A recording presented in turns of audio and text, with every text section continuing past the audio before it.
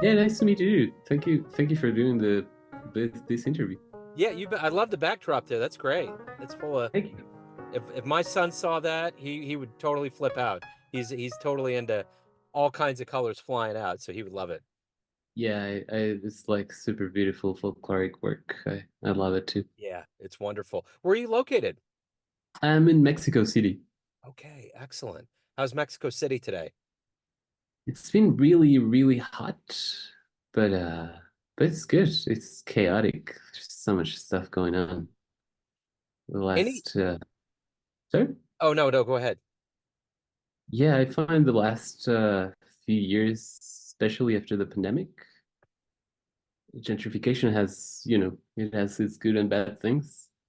But one of the good things is that there's way more money, way more venues, way more culture, and the music offer nowadays in Mexico City is pretty great. That's wonderful, man. That's good news. Well, and speaking of activity and live shows and new music, I want to get into all of that. But before that, speaking of the pandemic, I'm wondering, 4 years ago, we were looking at this pandemic, trying to figure it all out. How did you make it through the pandemic, and how good does it feel to have new music and seeing the world alive again? Well, it's great. In a way, I was super lucky. The During the pandemic, I started to do a master's at McGill in Montreal, Yeah. and I was getting money from the government to study the masters. And I think if it wasn't for that, I would have been like in Mexico, I do a lot of gigging, and basically all my income comes from either teaching or gigging. And it was like things kind of lined up in a way that I was pretty secure and I was pretty lucky during the pandemic. And it was such a crazy time that thinking about that nowhere in the world there was any live music happening, and everybody was just locked in their houses. Such a crazy experience. But there was part of what I came back to Mexico is that the policies that they had in Canada were very strict. They had lockdowns and a lot of venues closed. And I felt a lot of the community, the jazz community, uh, broke a little bit.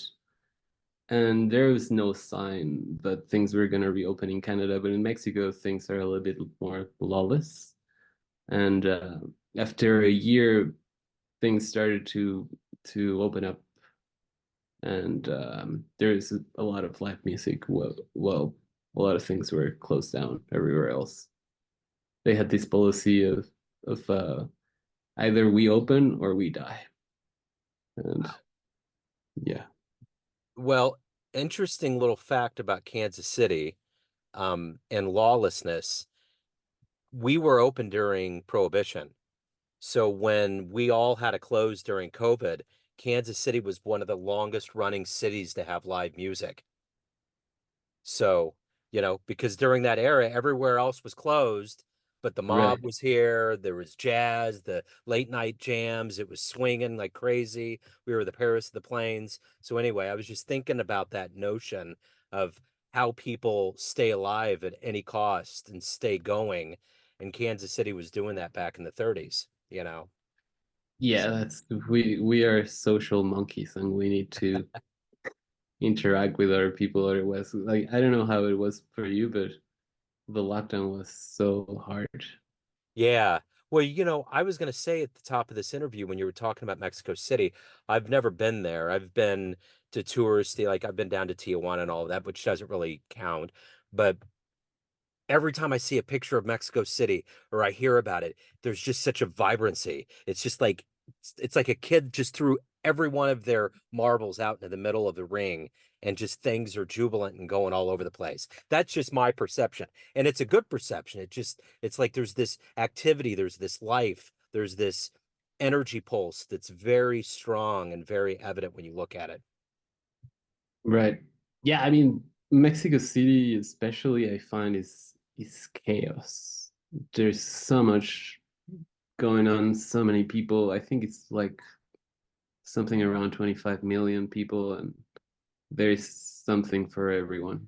Yeah. And especially like you go downtown and like you go in the subway and you feel like an ant, just like with all the people. It's kind of crazy. Yeah, I bet. I bet. So let's get into your latest album, Los Niños Perdidos. Talk to me a little bit about putting this album together. How did it artistically come together? How does it feel to have it out? Well, it's been such a long process that it's coming out this Friday, and it just feels a little bit liberating to finally put it out there and kind of close that chapter. And yeah, I have a friend that has a studio in La Condesa, and they gave me a date to go and record whatever I wanted. And I had a bunch of compositions that I was working while I was doing my master's at McGill.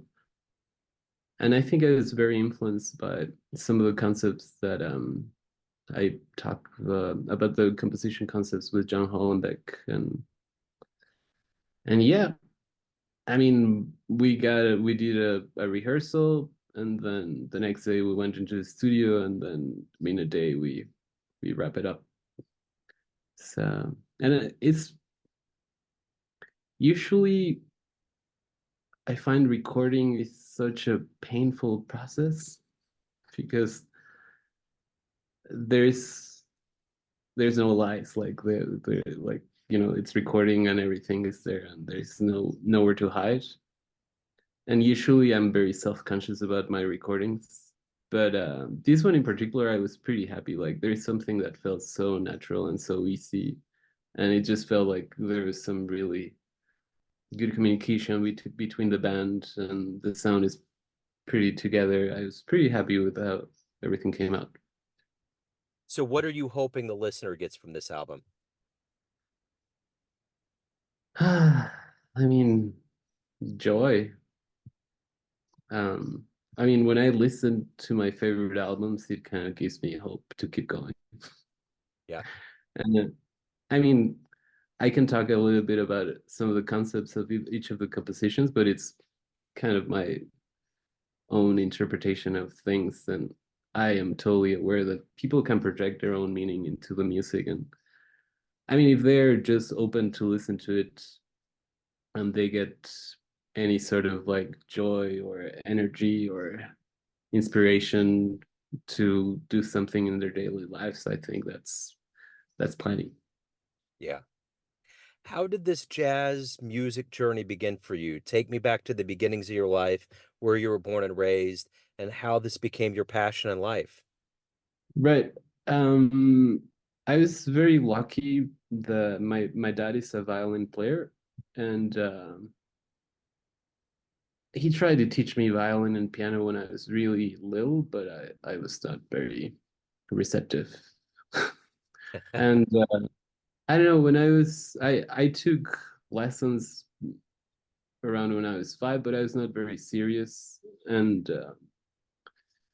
I guess one of the first jazz albums that I heard that my dad showed me was the Dave Brubeck Time Out, Yeah.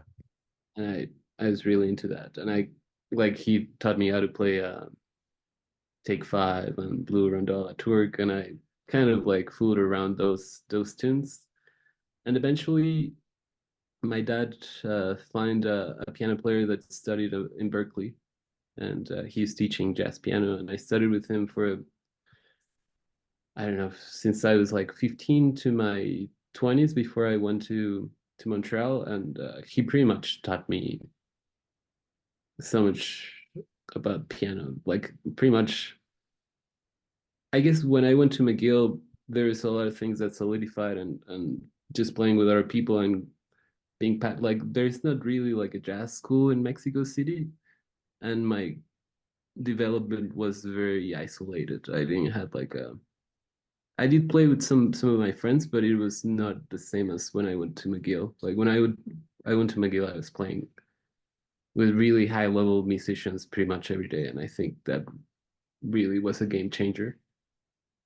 And yeah, I mean, I had a few friends growing up that also showed me some like Herbie albums, like the funky ones, like the Headhunters, and what's the other one? Actual Proof? No, Trust.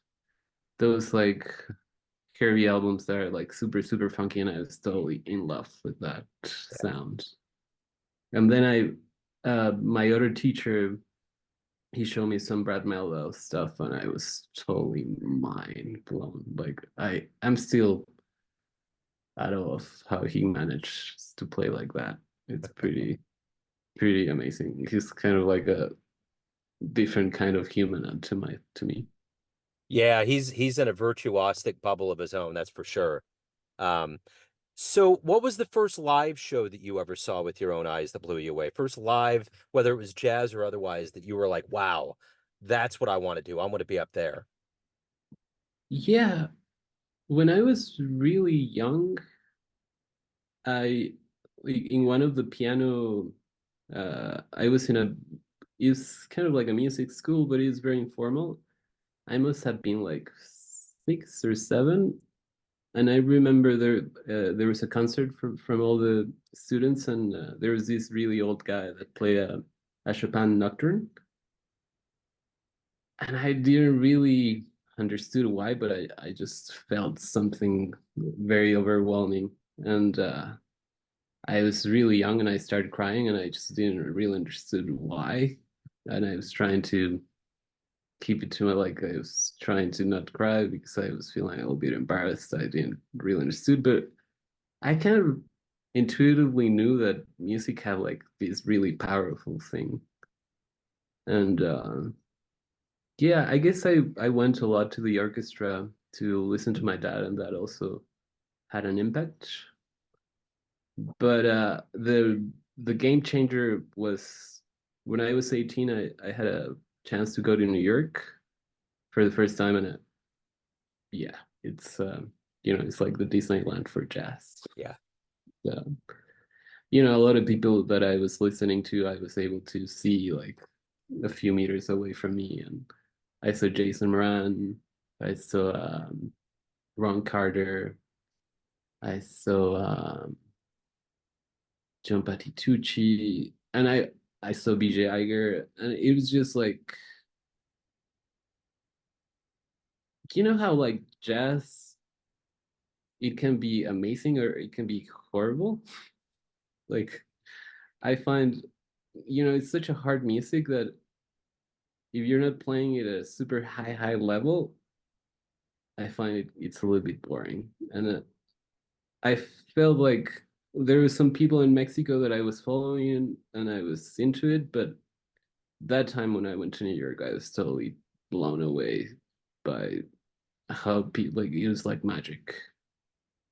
You know, it is magic when you get up next to somebody that's that high caliber. I remember, um, we get high caliber shows that come through Kansas City, and there's been a lot of cats that have come through that have blown me away, but I will never forget Miguel Zanon came to one of our theaters, and he had a trio that he's played with for years. And man, they were all going like at 100 miles an hour, but it was just like good. It was just like I was like, man, how are they breathing? How are they doing this? How are they getting it together? But yeah, when you get next to that and they move the particles around you in such a way that you're just like, what's going on? And it's the magic. There's something unbelievable about that. When you see it, it's just that's it. That's the essence of this art form.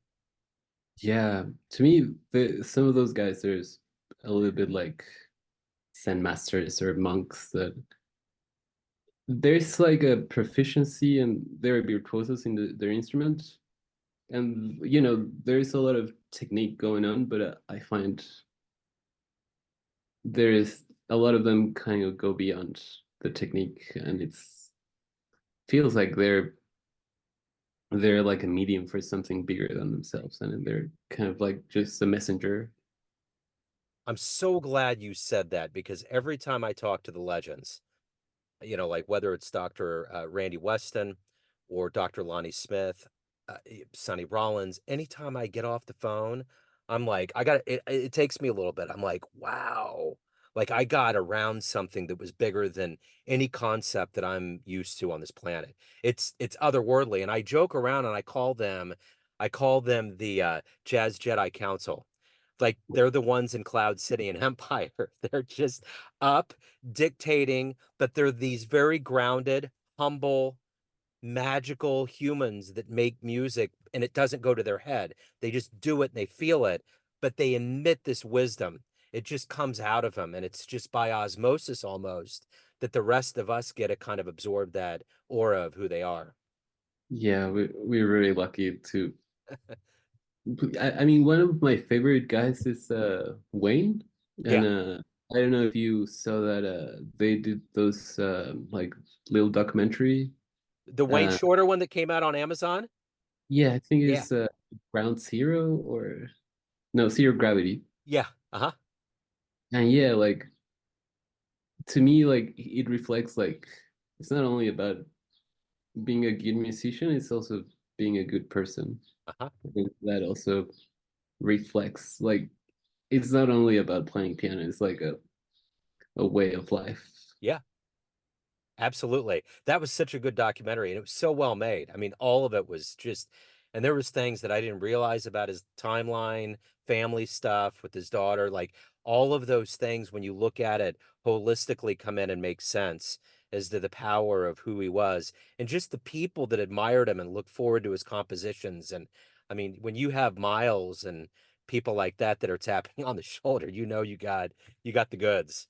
Oh yeah, yeah. He is a crazy, crazy curriculum. Just like being the musical director of the Jazz Messengers, and then recording all your compositions with the Miles Davis Quintet. It's just a crazy, crazy Yeah. curriculum. Certainly is. So let me ask you this. What do you like the best about being a professional musician? What drives you? What gets you up every day? What do you look forward to the most? Um, I think the music itself, like there's something about the interplay in the jazz music that I love.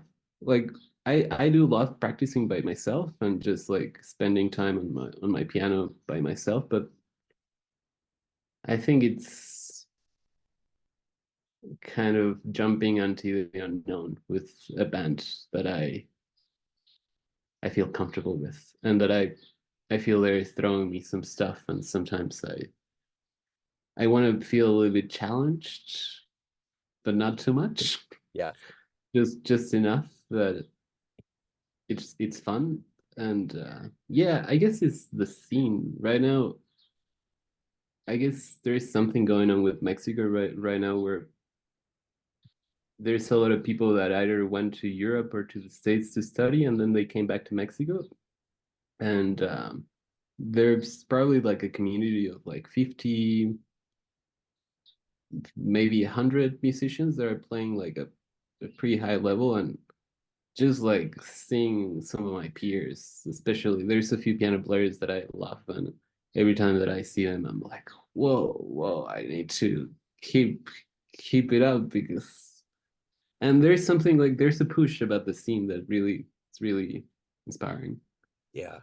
You know, in a bad day, like whenever I don't feel like practice, sometimes I just put like some, Herbie Hancock or some Brett Mello or some Aaron Parks, and that does the trick. And I'm like, yes, Yeah. music is fantastic. That's it. Absolutely. So you've dedicated your life to this craft we call jazz. Why do you love jazz?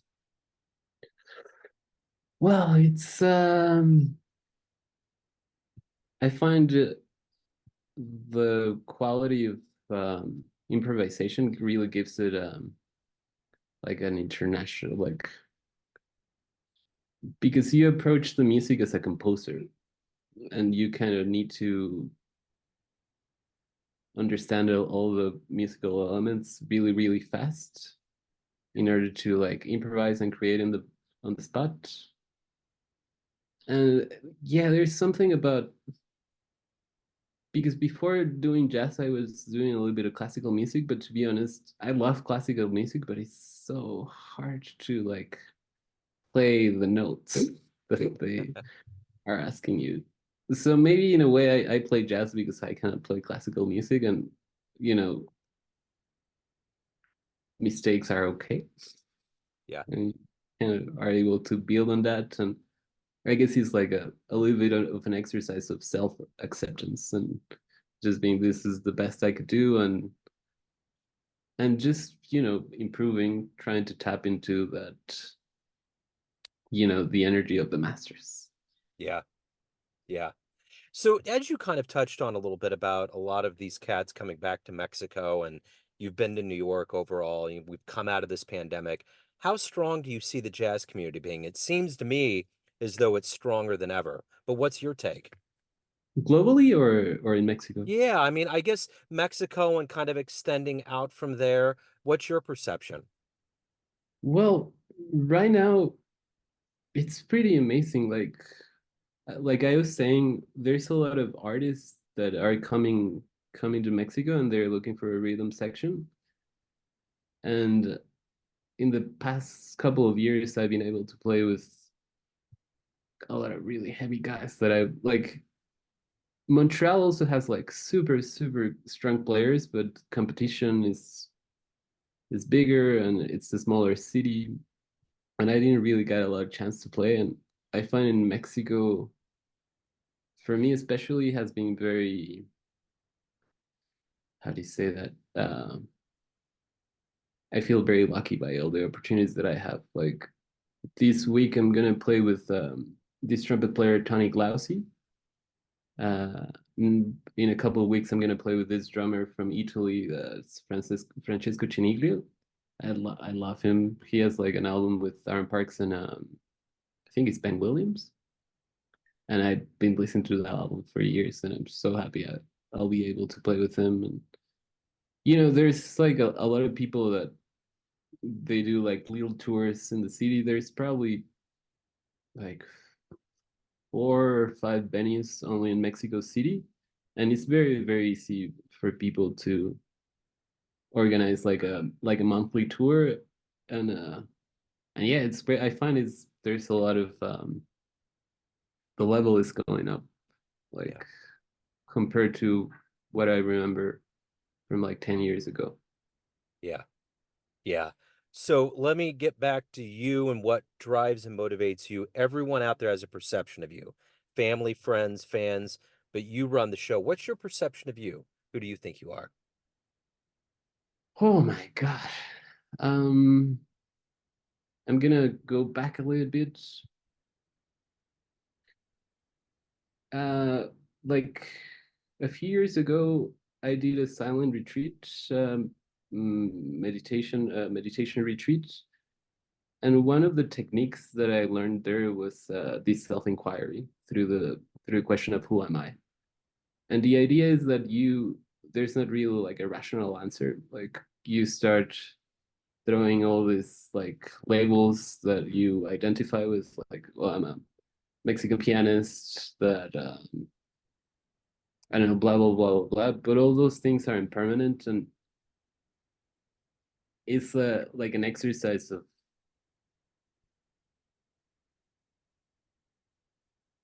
knowing what's my ego and trying to connect with my real self. That in a way, it's a more spiritual self and more impermanent self, and it has no labels, but it's like my real essence. I'm still working on those things, but I guess, yeah, my perception of myself here in Mexico is that I'm a musician, and I try to bring joy to people whenever I go to play. Right on. So the brand new album comes out on the 17th. If anyone wants to pick up a copy, catch you live, any of the good news from your world, where can they go? Instagram at Emilio Reynas. That's where I post everything that's going on. Sometimes I'm not very good at self-promoting, but I try to put everything out there. Okay. Excellent. Emilio, this has been wonderful. Thank you, sir. I've had a wonderful time. Thanks for Thank opening you. up. Best of luck with everything. Thank you very much. Yeah. And yeah, good luck to you too. Yeah. Thank you, man.